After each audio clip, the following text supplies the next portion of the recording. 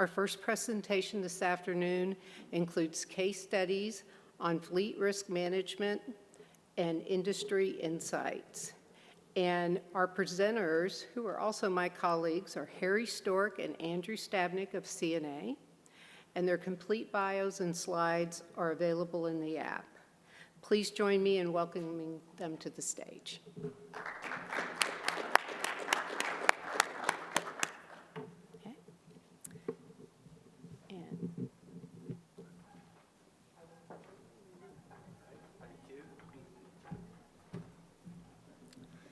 Thanks, Angela. My name is Harry Stork, and I've been with CNA now for almost a year. Previously worked with some other commercial carriers, and my role at CNA is supporting our construction and other industry segments for commercial auto. So we're going to talk today. My role in risk control is working directly with our policyholders and supporting our underwriters and our agent partners in helping our policyholders to be safer, more compliant, and then also being kind of the eyes and ears to our underwriters in the assistance with risk selection and ultimately their pricing.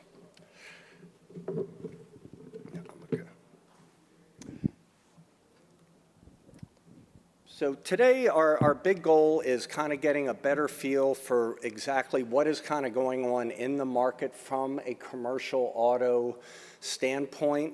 As many of you all are aware, commercial auto has been underwater for 10 years running. In 2024, out of the top 20 commercial carriers in auto, only 4 of the top 24 had a combined ratio less than 100. So the industry is very, very challenged. The good news is in 2023, it was only 2 out of 20. So we're 100% better in 2024. So we're going to learn what's driving that from a litigation perspective. And then also, what are ways that you can partner with your risk control resources, either with your insurance carrier, your broker partner, to manage these fleet risks. Lastly, we want to go over some operational elements, that will really make a big impact. One of the things that we'll touch on today is some telematics discussion, and I'll be following up the telematics conversation with a separate session on that. So, Andy will cover the litigation landscape. It's very, very aggressive. The plaintiff bar is highly organized. Even our defense counsel partners will readily admit that. We're going to talk about what your risk control resources can do to assist with keeping those severe claims, nuclear verdicts at bay. And then we'll cover a couple different real-world case studies where we've kind of protected the innocent, but every Monday we get what's called a large loss report, and the things that we see in the auto space, whether it be construction or elsewhere, are really, truly shocking. So we'll have time at the end for some Q&A. And so, Andy, I'll turn it over to you.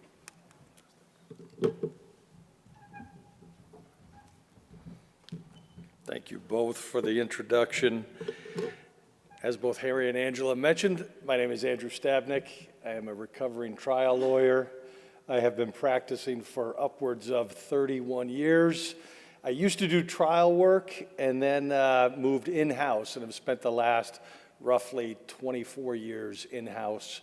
I currently lead CNA's staff counsel organization, series of law offices across the country where we defend CNA insureds and encounter many of the issues that we're going to talk about today.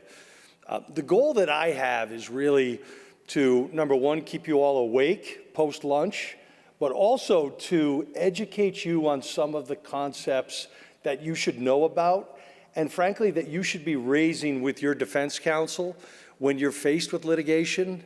Admittedly, it's going to happen. If it hasn't happened already, it will happen. We're in a very litigious environment, and certainly this area of the law is rife with opportunity from the plaintiff's bar. So I want to talk a little bit about increased litigation costs. What is driving that? And there are some factors here that I have up on the slide. First and foremost, the non-economic damages. So when we think about non-economic damages, that is pain and suffering. That is not lost wages, medical bills. Those are the calculable figures. But the pain and suffering is really what's driving these nuclear verdicts or thermonuclear verdicts. And when we talk in those terms, nuclear verdicts, $10 million or more. Thermonuclear verdicts, $100 million or more. And we are seeing those across the country. When we think about this non-economic damages, so back in the day, you didn't want to alienate juries. You didn't want to throw a number out to the jury. You felt like, listen, I'm gonna lay out my case, talk about pain and suffering, and let that jury decide what would be compensation for my client. Nowadays, the plaintiff's bar have figured out that it works to throw a big number out there. Get the jury thinking about terms of millions of dollars, tens of millions of dollars. And it has shown, studies we've seen show that drives up those verdicts. And when we think about the nuclear verdicts, 2/3 of nuclear verdicts, it's non-economic damages. It's the pain and suffering. That's what's driving up these huge numbers. Next is phantom damages. So when we think about phantom damages, I want you to think about those medical bills. So a plaintiff will go in, and normally they may have health insurance that can cover these bills. Well, these doctors say, no, don't use your health insurance. Don't use Medicare, Medicaid. I will treat you under a letter of protection. So they get these, they go through their treatment, and suddenly these bills that should be, $4,000, $5,000, $10,000, even $100,000 if we look at surgeries and stuff. Suddenly the doctors are saying, no, the value of those services are $300,000, $350,000, $400,000. That's ultimately what the plaintiff's bar wants to do. They want a blackboard. I use the term blackboard. In the old days, that's what we had in front of a jury. We would put stuff on a chalkboard, but nowadays there's PowerPoints, et cetera, but that's the number they want to board. They want to board that my client is out $350,000 for all of this medical treatment. So when we talk about those phantom damages, we fight against that, and we'll talk about various ways to defend against that, but know that is a significant driver, again, towards the increased litigation costs. Next, we have attorney advertising. And really, when we think about that, we think about the desensitization of dollars, and the jury pools. I mentioned, so I live up in Connecticut. I've got about an 8-mile drive in the Hartford area from my home to the office. And when I take that drive, I have counted, for purposes of today, I counted up 17 attorney billboards are on my travels talking, and they've switched. These lawyers must have their own billboards because they just cycle through different ways to advertise. Millions of dollars, tens of millions of dollars. I got 35x the initial offer that was made to the client. So these people, the jury pool is taking that same ride. They are driving along the highways, and I'm sure wherever everyone in this audience lives, you've seen those attorney advertisements on the billboards. We see them on the TV. I'm amazed, when you sit and watch the evening news, how many times the local ads all turn to attorney advertising, using these people as examples. And as a defense lawyer my whole life, I think to myself, no, that it's maybe a true statement, but ultimately that original offer didn't contemplate all of the medical undertaking you went later on. So it was 3 years later you got X amount of dollars, but still they get through that and start to desensitize that jury pool as to millions. And million is not a lot of money these days. At least that's the concept. That's exactly what they want the juries to be thinking. One thing on the attorney advertising I do want to raise, when we think about that, one quarter last year, one quarter in 2025 saw $2.86 billion spent in out-of-home advertising. So when you think about that, billboards, bus stations, train stations, et cetera, 2.86 billion spent in one quarter, and the number one advertiser in that quarter, beating out the likes of Apple, McDonald's, Coca-Cola, was the law firm of Morgan & Morgan. And we all know the firm. I think they're in virtually every state, if not all. They're in Connecticut now. But I see them, I know they're right at home base, originated right here in, right around Orlando, Florida, but they are everywhere. And they outspent those major companies in one quarter in 2025 in advertising. Next, you have the demonization of defendants and, tying into that, the reptile theory. And when you hear that and think about that, that is really the general idea of trying to get those juries and society in general to place blame rather than assess liability. And when we think about it in a courtroom, the idea is that the jury is supposed to assess the defendant's liability and the plaintiff's liability and then fairly compensate the plaintiff. But when they demonize the defendant and try to show that, oh, these corporate defendants, all they care about is profits over safety, they get the jury angry, and they want to make that jury feel empowered to penalize the defendant and to safeguard society and try and punish those defendants. And it's worked in the past, but again, there are ways to defeat that we'll talk about. Next is third-party litigation funding, and this one is just, it's an incredible concept and one I want to go into a little bit because there's various aspects to it. But when we've looked at this third-party litigation funding, it's essentially different ways there are investment, private equity, et cetera, that have invested in the litigation system. They can do that through, when we think about on a personal basis, they can take a plaintiff, an injured plaintiff, and advance them money on the eventual return that they might get in their individual personal injury litigation case. So somebody says, oh, I've got a good case, I've got clear liability, and I'm hurt, and I need money now. Well, we'll loan you X amount of dollars, but in the back end, we're going to take, a big chunk of that ultimate settlement or jury verdict. That's personal, on the personal side. There can also be portfolio funding. This is where we start to get into the attorney advertising space, but these equity funds and investment entities will come to law firms and say, okay, we will invest in a portfolio of your cases. We're going to look at a whole tranche of your cases and say, okay, you need $10 million in order to do more billboards, put more ads on TV. We will loan you that money, but now we want a piece of the entire portfolio of your book of business.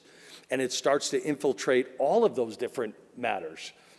And then finally, there's one that I'll talk about in one of our scenarios, but it is on those phantom damages side. So you have entities, these medical entities that do this treatment and say, no, don't go through insurance. We're going to charge you X amount of dollars, and when you resolve it, we will take that payment then. Well, they say, okay, the value of our services were $400,000. And during litigation, our experts will get up there and say, come on, health insurance would have only paid you $100,000 for all of the work you did over the last 3 years, the hospital visits, et cetera, the surgery. It's worth $100,000, but you're telling us it's worth $400,000. Well, that medical entity says, I don't want to sit around and wait on that. We know we'd normally get $100,000 through insurance. We're going to turn around and sell that accounts receivable to an investment arm that will pay us $150,000 for it now. And now that investment, that entity sits behind the scenes and says, oh, it's $400,000. And the doctors say, we agree, you know, you give us $150 now, we agree that we will testify at trial, we will defend that $400,000 figure, so the case ultimately either settles or goes to verdict, and that entity might shave something off, you know, for purposes of settlement, but they end up with something along the lines of a recovery of $350,000. So they've just made $200,000 off of their investment. The doctors get more than they'd be entitled to under insurance. The investment vehicle makes their money, the plaintiff's counsel makes their money, and ultimately the injured plaintiff is left with sometimes, a lot of the times, the smallest piece of the pie there. So that, again, there's ways to combat that we'll talk about, but that's just another way that these funding entities are behind the scenes. And then finally, when we think about, you know, the additional considerations not on the board, but think about, you know, things that we face, sympathetic plaintiffs. They do occur. We do take depositions. We'll take their depositions, and boy, they come across really nice. You know, and that's something we have to deal with. That can drive up costs.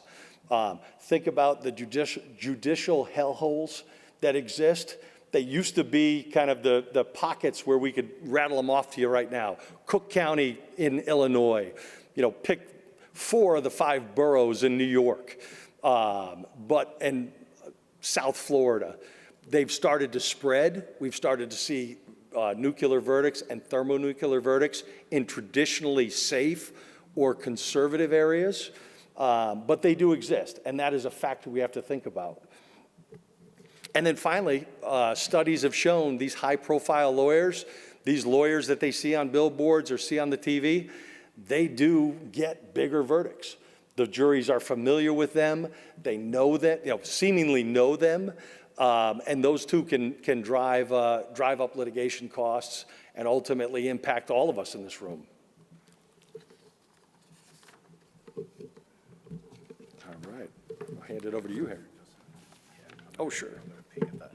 All right, thanks, Sandy. So, you know, the days of the $2,500 fender bender, you know, they're in the way back rear view mirror.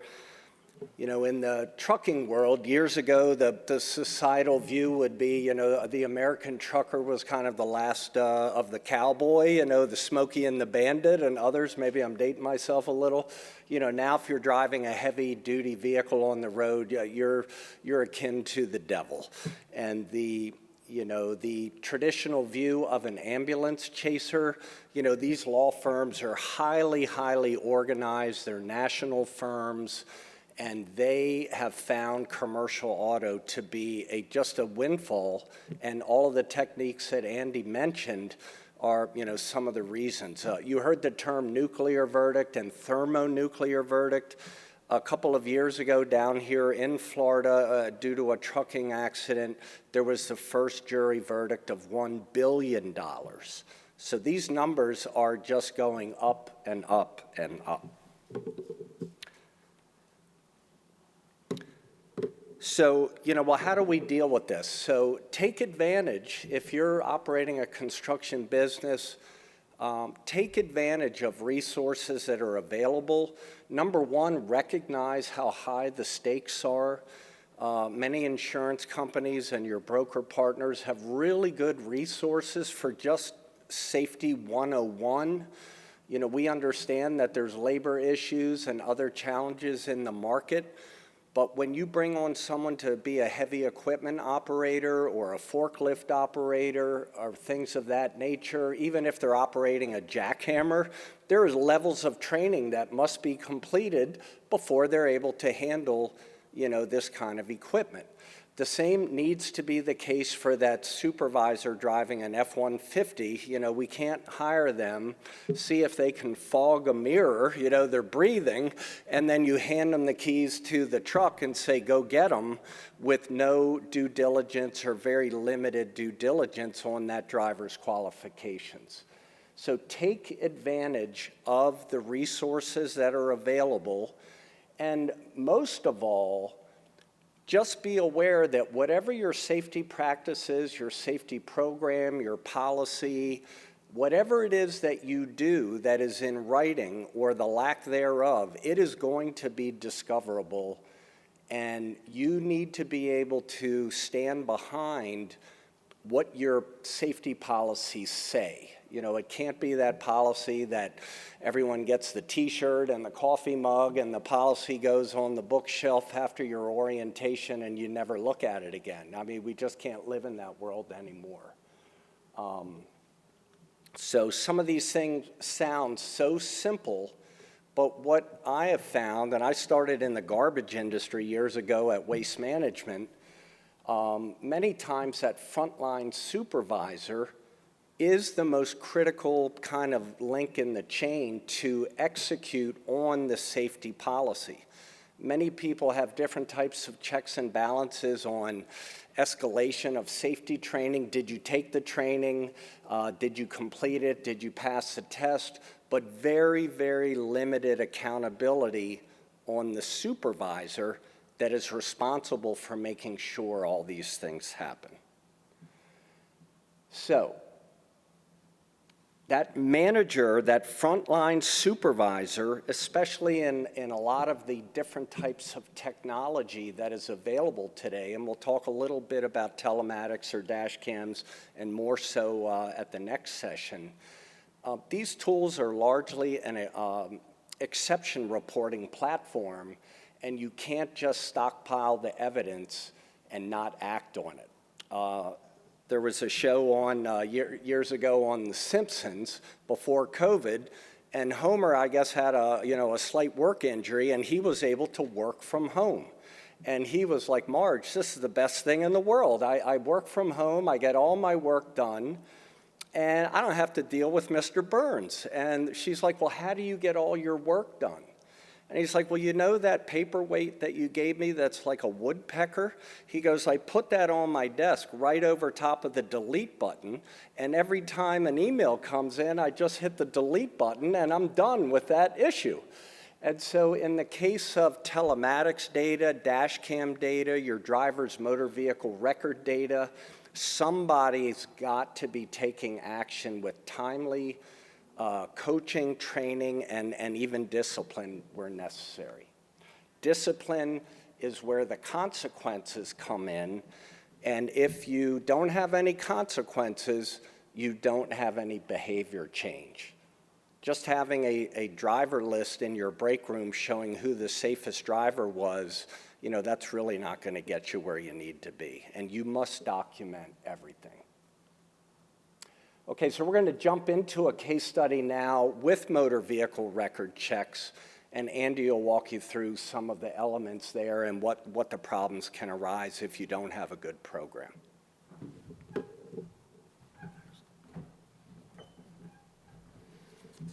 Thanks. So yes, real life studies, issues that we had to face. This case, and I'm sure we've all got them. We've got tenured employees, good employees, showing up 5+ years, shows up to work every day.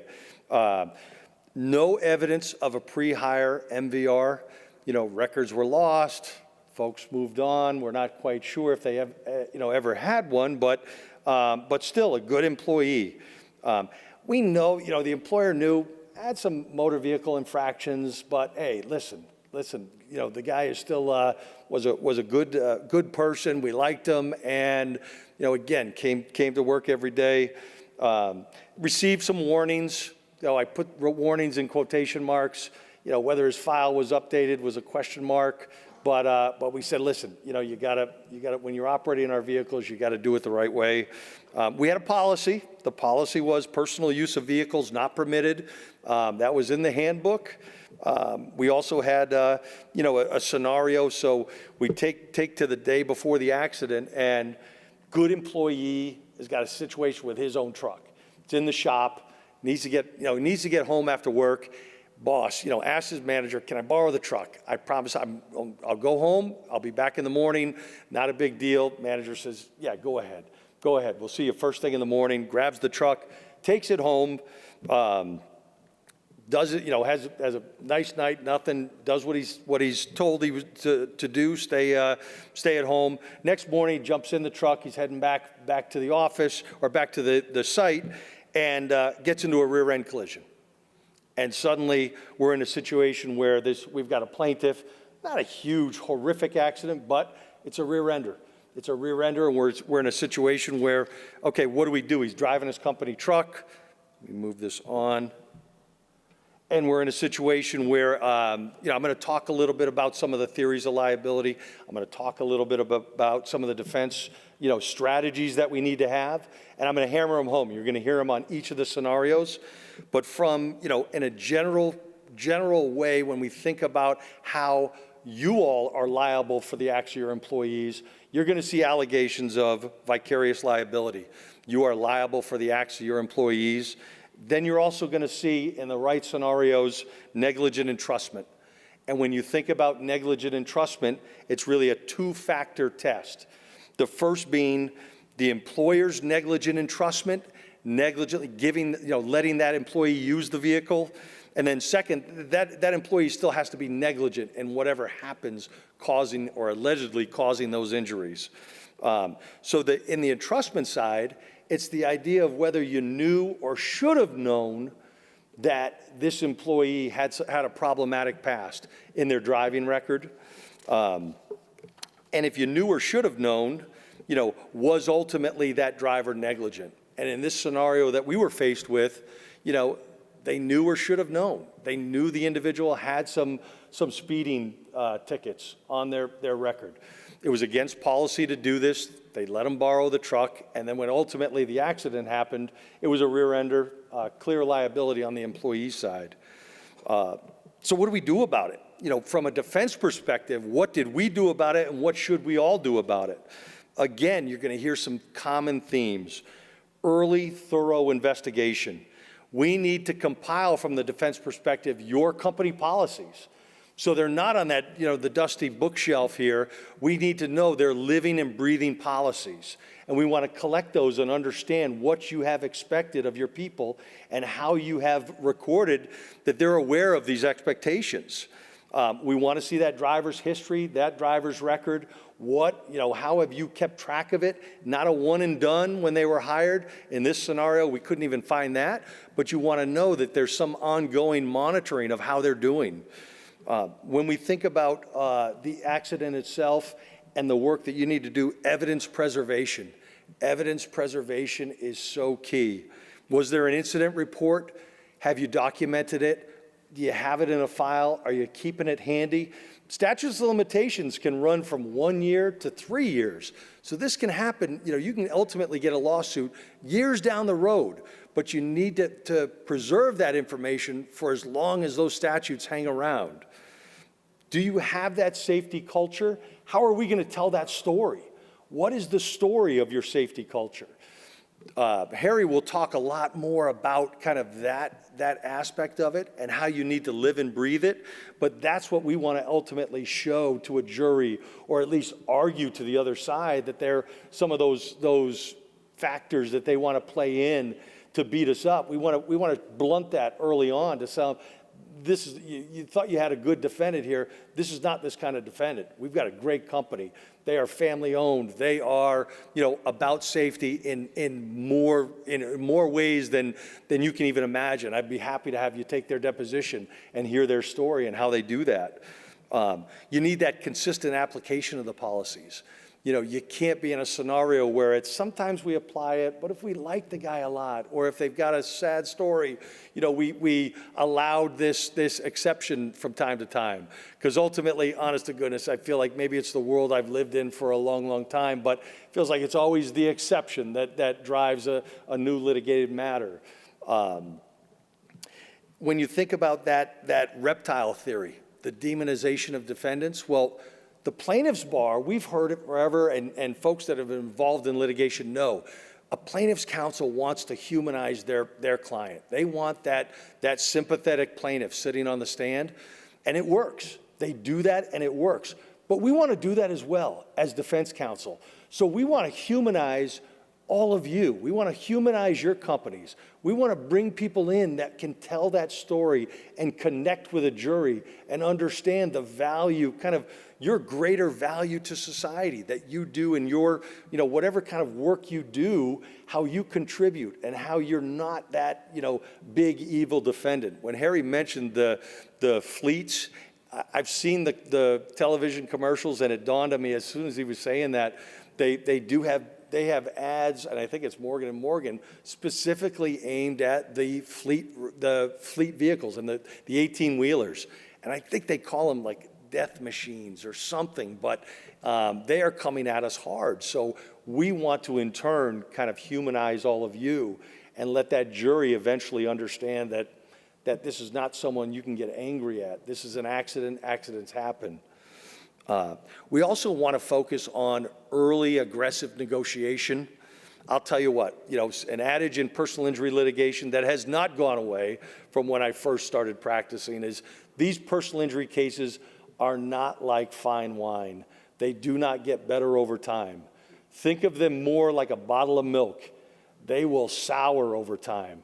Cases, the longer they hang around, they will get worse. Plaintiffs, lawyers, and treating physicians will convince their clients to get that surgery, to get those multi-level fusions in a 20-something-year-old person, where part of me says, I never believe that they truly understand the ramifications of that kind of surgery and what's going to happen 20 years from now when they're in their 40s, or 30 years when they're in their 50s, when they're looking at fusions above and below because they've locked that portion of the spine in. So those kind of cases, they will, as they flow, they will build up those medical bills. How do they do that? By more and more treatment. And finally, when we think about that medical treatment from a defense perspective, I wanted to hit on something. So that scenario I talked about where those doctors build up their records or build up their medical bills to try and blackboard that big number that plaintiffs' lawyers can then look for multiples of. When you think about a defense strategy with that, it's really two-pronged. First, you want to establish what the real rational amount of the bills are, and you do that through expert witnesses. You can hire expert witnesses that will look at it. We can look to what health insurance, personal health insurance would pay. We will depose the billing directors at these medical offices and find out for the same services, for the same codes, what is health insurance paying you? What is Medicare, Medicaid paying you? And try to establish that baseline. In certain states around the country, we've actually gotten some traction with litigation reform, and that is now permitted for us to board that ourselves. So we can beat them up that way. But ultimately, what else we can do is, through the third-party subpoenas, is start to go after that billing and start to look broader against those medical providers and find out who referred you that case. Part of their record keeping, medical practices record keeping, pursuant to federal law, they need to track certain elements of their practice, including how these referrals came in. And ultimately, through that third-party subpoena process, if you can start to get some evidence of a certain law firm, sending a lot of work to that particular physician, you're not talking about, you're ultimately not talking about the case itself, but you're talking about bias. And what we get when we bring in our own doctors, as you all might guess, we have independent medical exams. So a plaintiff who's hurt says, we don't think you're that hurt. We want you to go and see an independent doctor to look at that, to look at you and determine, are you truly, permanently disabled? Did this incident truly, cause the problems, or was it degenerative? And the plaintiff's bar will say, oh, they're biased. They're independent doctors. No, how much work is sent to you by the insurance companies? How much work is sent to you by the defense lawyers? You're biased. We can't trust that opinion. Well, we're going to flip that bias argument right on its head and say, you treating physician, you make this much money from these referrals, and start to get that in front of a jury to say, there's bias over here too. When you're considering what, in fact, the cost of these services are, were they even necessary? Or was, in fact, this treating physician pushing more and more treatment to build up these records. So I think, when you're talking with your defense counsel, raise the prospects of that. Push them on trying to secure that kind of discovery. I'm not going to say it's going to yield fruit every time, but it can ultimately be an area where you're pushing back on them. And when you want to talk resolution, you want to talk, they may want to kind of shut things down for particular cases, may give you some of that leverage. And now I'm going to move over to risk control. If anyone is, feeling a little down or depressed, Andy is available for a big hug when we finish, if we don't have time for Q&A, but he's given me one, so I got ready for this. Okay, on the MVRs, studies are finding more and more that MVRs or poor MVRs are highly, highly predictive of risk and crashes. So at an underwriting level, a lot of underwriting use credit information, other proxy data. At CNA, we have embarked on a pretty big study on MVR data. So if you're not familiar with the various levels of what you see on your MVR, if you have drivers that are working for you, that is a call to action. You really need to be very aware of your MVRs and not just pulling them, but taking appropriate action. So obviously we want to do an MVR before someone is hired. If you have regulated vehicles, you must run your MVRs on your drivers annually. If they're a CDL driver, we highly recommend that pre-hire an annual MVR, but now there are even companies out there that are offering what are called an MVR monitoring service. So if you have a light duty or a non-regulated driver, you only have to run their MVR one time, and now all 50 states are participating in this in the US, and through a third-party monitoring service, you can be notified of any status change on that driver's record, compared to what many do is we run all of our MVRs in January, and we're not really aware of anything that happens until next January unless our drivers fulfill their honor system pledge and report. So monitoring is a new thing that's not brand new, but it's now pervasive across all 50 states. We have partners that help our clients do that. You must apply your MVR criteria, as Andy said, consistently. If you have a policy that says we treat these violations this way and lesser violation another way, there just cannot be any favoritism, for that best salesperson that we have or that most critical supervisor that really you could argue is just a ticking time bomb that could put your business out of business.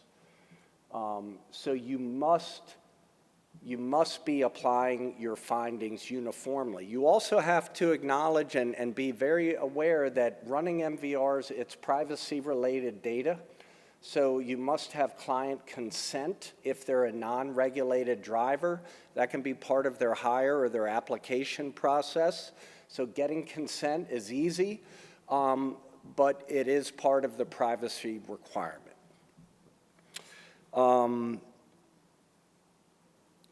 When you get into finding certain things about your drivers, whether they've had speeding infractions or reckless driving or other types of things, maybe not super severe, but a pattern of speeding tickets, when November comes, don't just give the here's how you drive in the snow as your November driver training. If you have MVR data that says I need to give individuals training on the hazards of speeding, make sure that your training that you're giving your team is aligned with the behavior that you're looking to support and improve.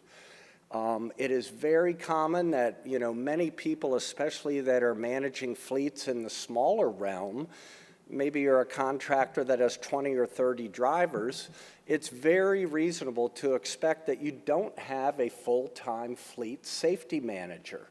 But for critical elements of your safety program, and MVR data is one of them, you must have a very clear, nailed-down process that you follow, and you can prove that you follow. The worst thing you can do is be put on the witness stand or a deposition stand and have the plaintiff attorney go to a construction foreman and say, Harry, your website says safety is our #1 priority. It's all over your website. Tell me how you're managing this person's data. What did you do with their MVR data? You know, and it's like, oh, you know, and then you kind of get the backpedaling, and it's oftentimes a fight or flight type of a response. And I've seen with some training, you know, we've heard of the reptile theory. There are some consulting firms that are now addressing what they're calling the mongoose theory, and it's how the mongoose can go after the reptile. And they do a lot of training of, hey, you're getting ready to be deposed, you know, let's go through that and make sure that you're saying the right things.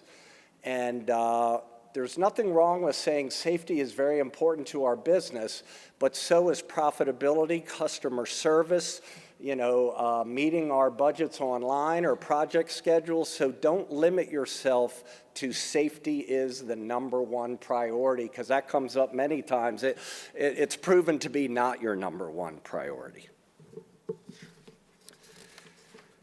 A second example that would be similar, which is data that is available, it should be understood, it should be acted on with consequences, would be the similar scenario with vehicle safety technology, whether that be dash cams, telematics devices that are sensor only. I'm going to go into this a little more at the next session. But basically, if you're involved in a motor vehicle accident, or you have data that is being captured on a technology device, and somewhere down the road you're in the accident, and the plaintiff attorney goes right to your telematics data and they subpoena that data, just like they would subpoena your FMCSA data in a regulated fleet scenario. So if somebody, gets involved in an accident and they have a documented, data-driven profile of their driving, but no documented corrective action, coaching, or discipline, that kind of gets back to my Homer Simpson analogy. So I'll turn it over to Andy, and he'll kind of go over a real-world example where a scenario of an accident happened, it was all captured but not acted upon. The driver had another infraction down the road, and now the plaintiff attorney's got literally just a stockpile of goodies to make a nice settlement or a verdict. You saw the write-up on the prior slide. Oh, it could never happen. This was a scenario. So we had an incident on dash cam, rear ender. Unfortunately, the driver tried to escape, tried to get away, backed up, pulled in, tried to pull away, was stopped by some bystanders. So they police report, et cetera. 30 days later, they're involved in another incident where they are crossed the center line, hit an individual coming the opposite way, causing catastrophic injuries, again on a dash cam, and no evidence of any corrective action taken after incident one.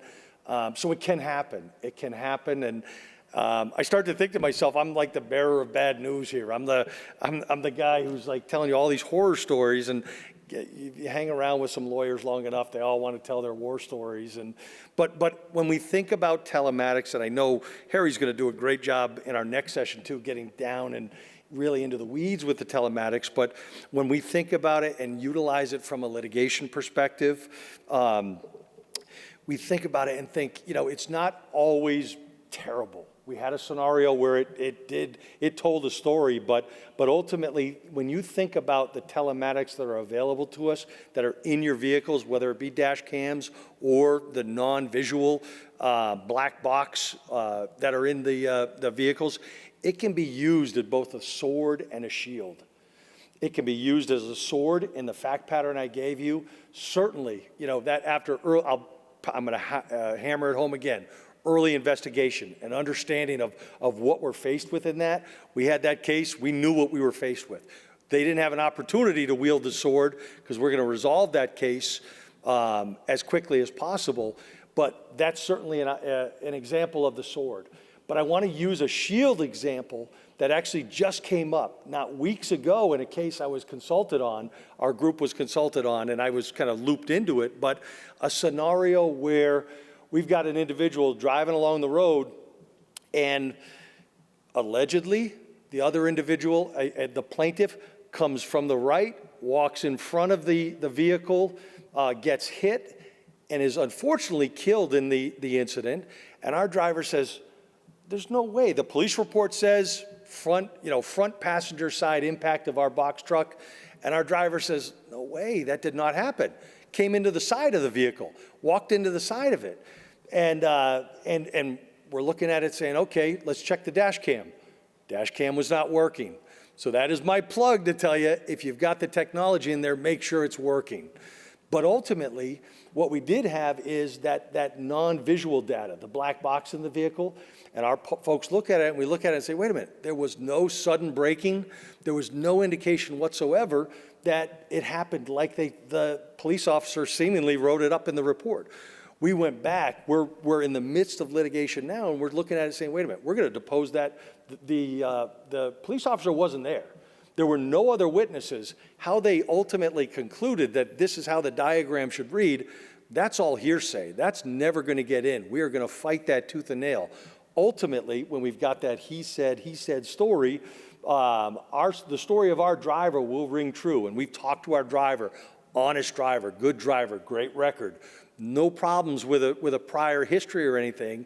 That story, coupled with the telematics, will help us tell the appropriate story. That no, in fact, the accident didn't happen seemingly how the police allege it did. So I think about that and think it can tell a great story. And when we think about wanting to combat the social inflation, combat the reptile theory, the demonization of the defendant, this objective evidence that we can secure through telematics can help tell that story.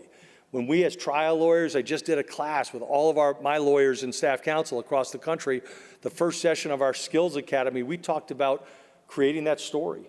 What kind of story do we want to tell? And that story can be buttressed with evidence, telematics, objective evidence. So again, preserve that, understand that it's important, that it will ultimately be discoverable, as Harry has mentioned, but it also can help us push this to a low early resolution or just dismissal. And ultimately, if we have to try the case, I'm comfortable standing in front of a jury, showing them this objective evidence, coupled with a great witness from from our client, talking about their safety culture, talking about what happened, and a good driver discussing what happened on the day of the incident. So know that that's important. I'm going to throw one, though it's not telematics, I'm going to throw one kind of pointer to all of you as well. When you're involved in these kinds of cases, think broader than your own vehicles, electronics and telematics and dash cams. Think about just the proliferation of cameras everywhere, ring cameras, et cetera. So when you have an accident, when you think about it, think about the site. Even if you have to use Google Maps to look around, are there houses around? Could someone else's video have captured the incident? If you don't in fact have video. Video is powerful. In this day and age, we all know that if we can show a video of what happened, then it can help tell that story. It can also, just explain to us what occurred. It can support us, it can hurt us, I get it, but ultimately we want to have that. We want to have that knowledge and understanding when we're charting out a strong defense strategy. So look around, commercial businesses, they all have cameras. And in this day and age, few and far between are the VCR tapes any longer that get taped over.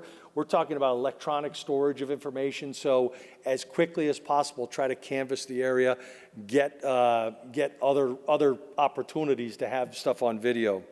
Our case, we didn't have that, a rural road, so, but it was something that was top of mind for us, and it should be all top of mind for all of you.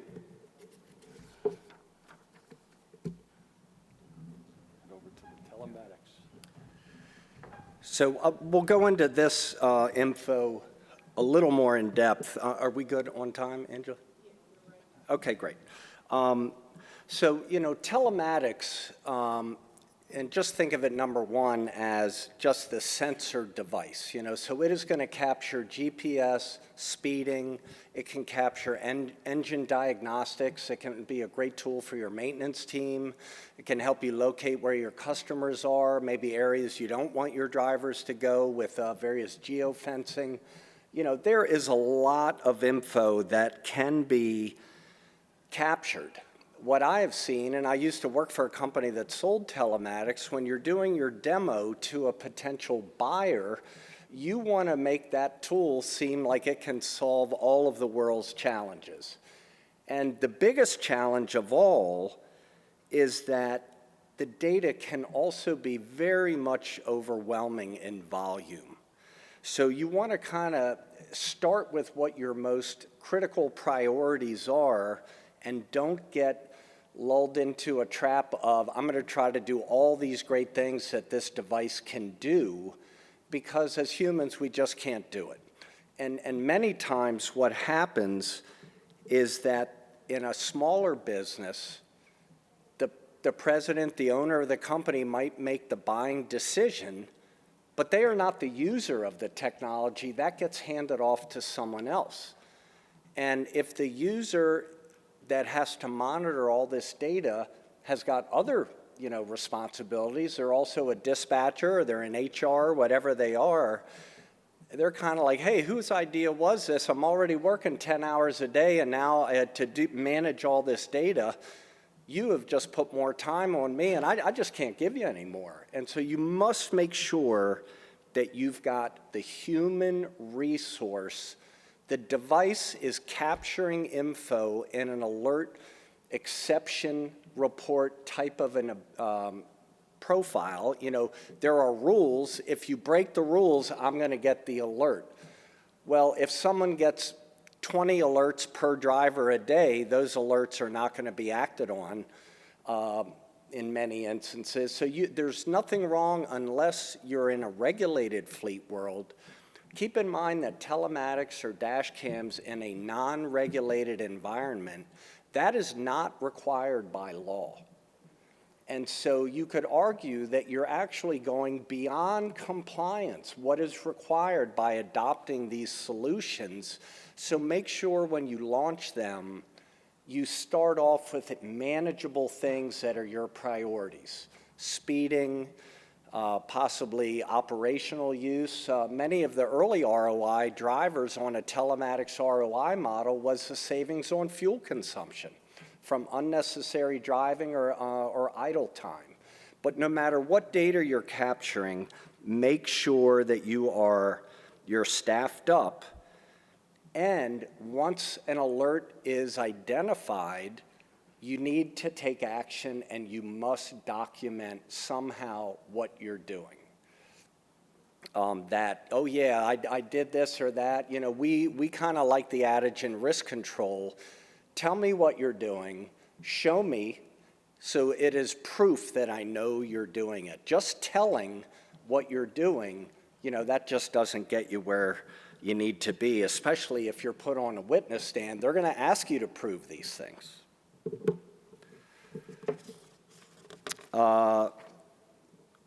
We can kind of skip through this one just for sake of time. Again, it just gets back to keep it simple, stupid when you're starting, have manageable data, work with your telematics provider to make sure how they're setting up your program makes sense for your business. It's not their program. They're selling you a tool. You need to make sure they're listening, that you are the audience, you are the customer, and the tool must work for you. And the way you use a given tool might not be the same as someone else, and that's okay.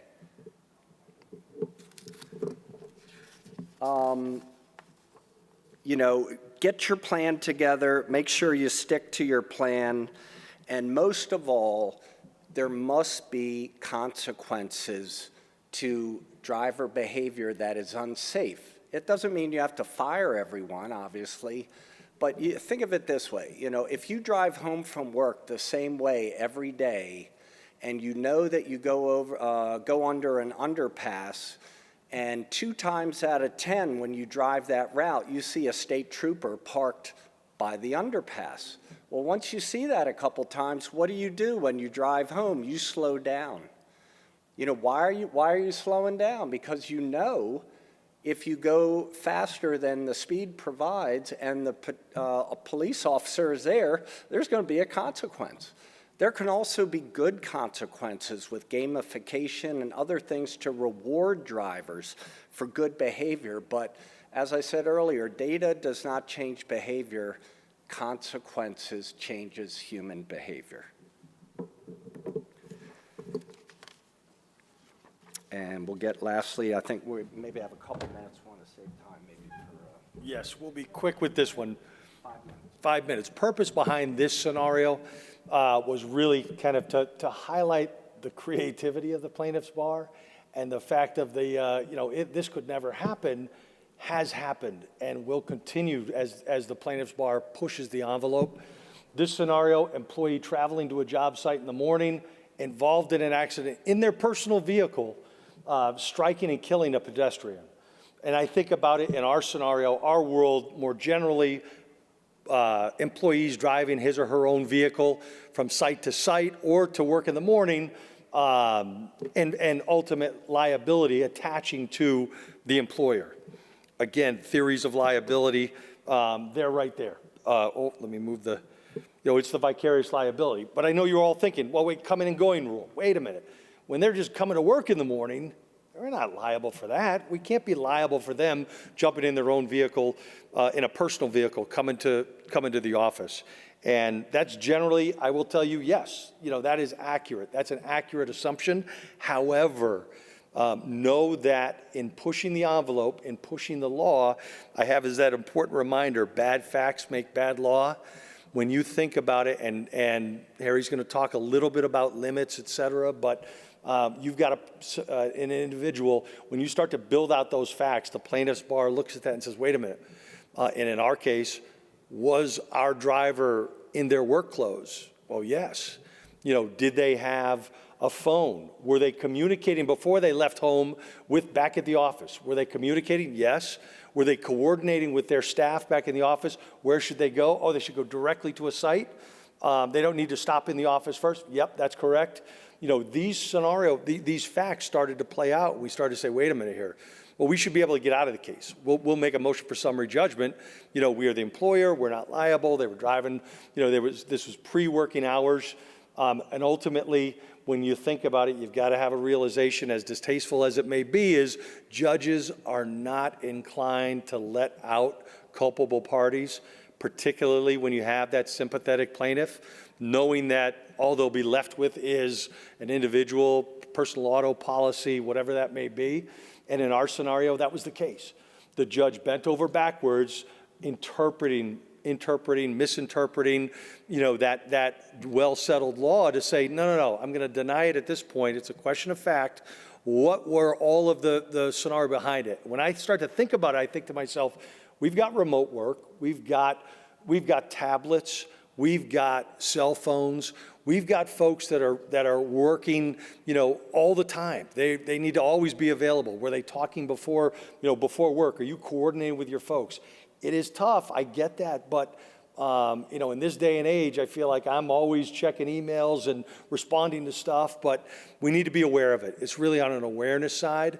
You need to be aware that all of these, things that we do in our normal life, we've got to be ready and prepared for that plaintiff's bar to keep pushing and pushing and pushing us. And we can combat it. We can combat it with all of the tactics that I talked about today. And all is not lost, particularly in this scenario, but it is a reality that you all should be aware of. And when you think about your general practice of how your folks work, you can build things into your policies around when the expectations are that people are on the job, et cetera.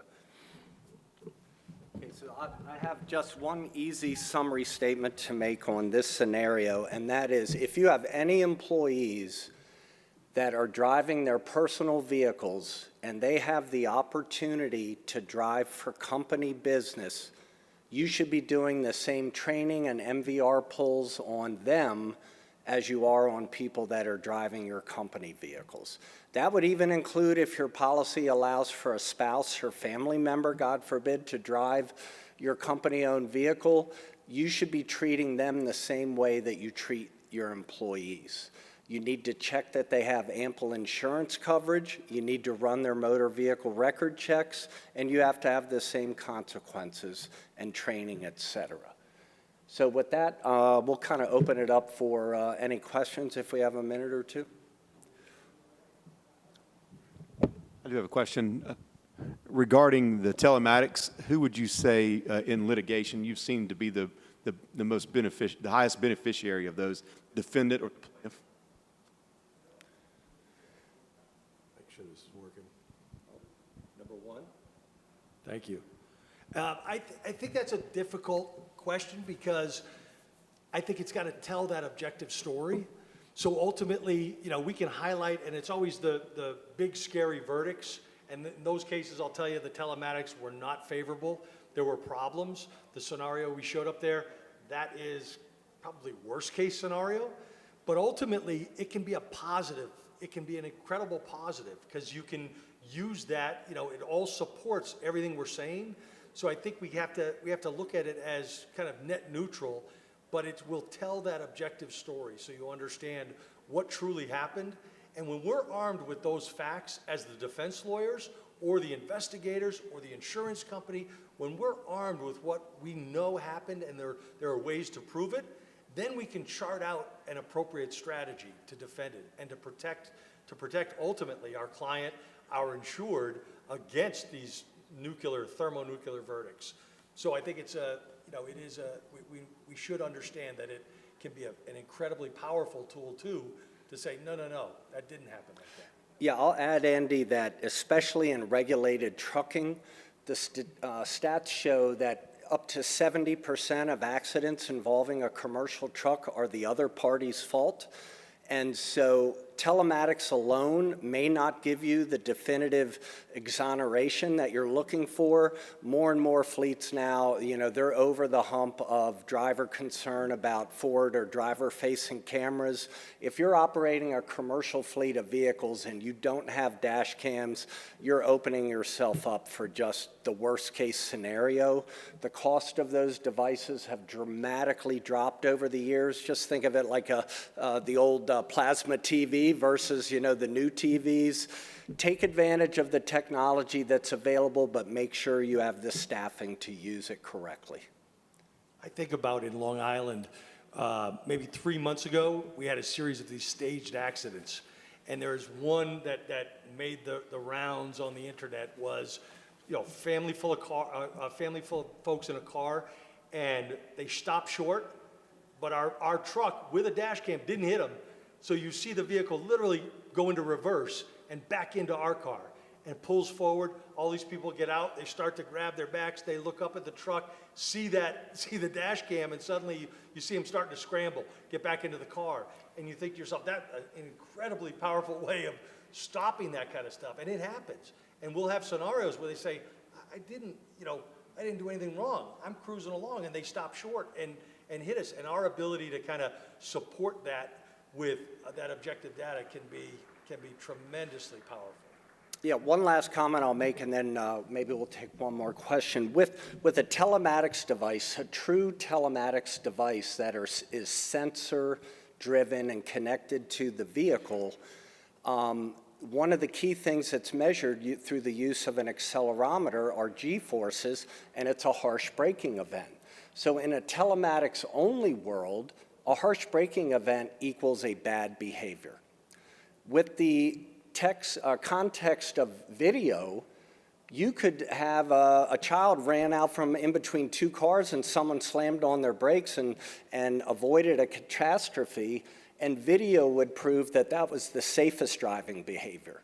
So if you're on the fence about deploying any of these solutions, search the market. They're very powerful and have become much more economical.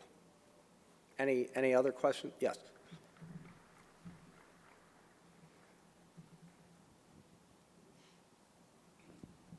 So every single car that we buy today new has some type of telematics in it for the dealership or for are they stopping you from getting that data? Or, I mean, General Motors puts in because they want to go and track for their own performance of their car. So is there litigation or anything or laws that stop you from getting that information or not? I think the info Andy could answer is probably discoverable, but here's maybe more of a human response. When this technology first started coming out 15 or more years ago, the drivers were immediately like, I don't want this thing in my vehicle because Big Brother, my employer, is going to know everything where I'm going, what I'm doing. Now insurance carriers like CNA and others are trying to get access to this data to price risk better, moving away from just proxy data or a lot of proxy data. And you could now argue that the new Big Brother is the insurance carrier because unfortunately our market is such that every year our policyholders are seeing likely a rate increase in their auto coverage. And if someone were to share their data, it may prove that they're driving even worse than what we thought they were, and that could make their rate go up. Now, that might not be the case, but there is a level of trepidation, currently at least, about opening up and sharing that data. The channels are there to make the data exchange happen. The culture isn't quite there yet.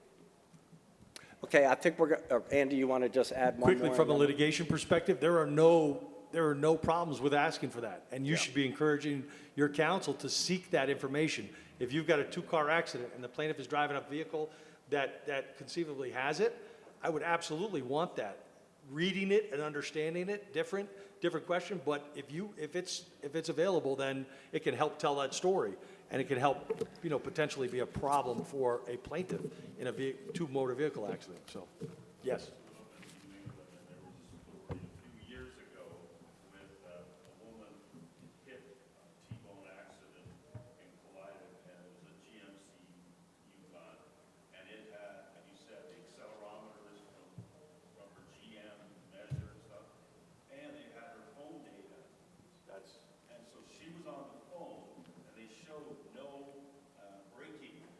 That's it. T-bone accident, so she was charged, distracted driving. Telephones are a whole nother thing, but that should also be within the wheelhouse of what you're asking for. You want to know that. You have to know that. This day and age, you need to know that. All right, so we're gonna move to the next subject, but before we do, how about a round of applause for Harry and Andy?